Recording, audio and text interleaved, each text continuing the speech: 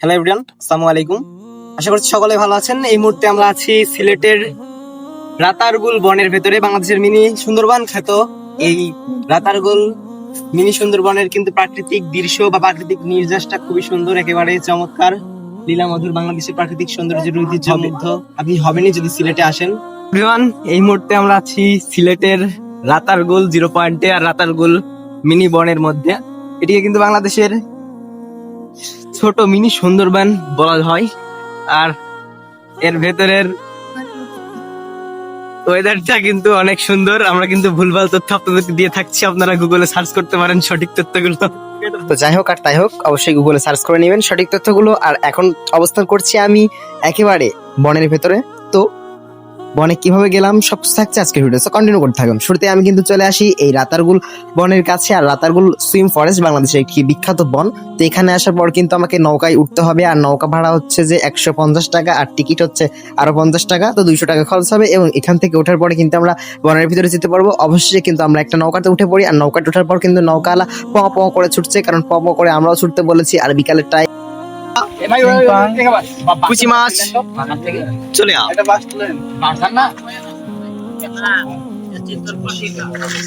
দরিদ্র ইউনিয়ন সিলেটের রাতারগুলে। আর এটা হচ্ছে করস গাছ, আর এই গাছটির কিন্তু প্রাচীন ঐতিহ্যবাহী একটি গাছ বলা চলে, খুবই সুন্দর গাছ। বাংলার অ্যামাজন খ্যাত রাতারগুল সোয়াইম ফরেস্ট সিলেটের গোয়াইনহাট উপজেলায় অবস্থিত। বাংলাদেশের একমাত্র মিঠা পানির জলাবন বা সোয়াইম ফরেস্ট এটি। বর্ষাকালে এই বনের সৌন্দর্য বহুগুণ বেড়ে যায়, যখন বনের গাছগুলো অর্ধেক পানিতে ডুবে থাকে। এর অনন্য প্রাকৃতিক পরিবেশের কারণে একে প্রায় বাংলার অ্যামাজন বলা হয়। সিলেট শহর থেকে প্রায় 26 কিলোমিটার দূরে গোয়াইনহাট উপজেলায় এটি অবস্থিত। Hello everyone, welcome back to another blog. Guys, আমরা কিন্তু বনের ভিতরে ঢুকছি, আর এই বনের ভিতরে কিন্তু অনেক বাইম মাছ পাওয়া যায়। তো এখন আমরা বাইম মাছ ধরবো। তো গাইজ, ভিডিওটি কন্টিনিউ করতে থাকুন। এখানে আসার টিকিট হচ্ছে 180 টাকা, আর আসার পরে কিন্তু যে ওয়েদার তার কিন্তু টাকা উসুল। সালাম, আসসালামু আলাইকুম। এই মুহূর্তে আমরা আছি সিলেটের রাতারগুল সুন্দরবনে।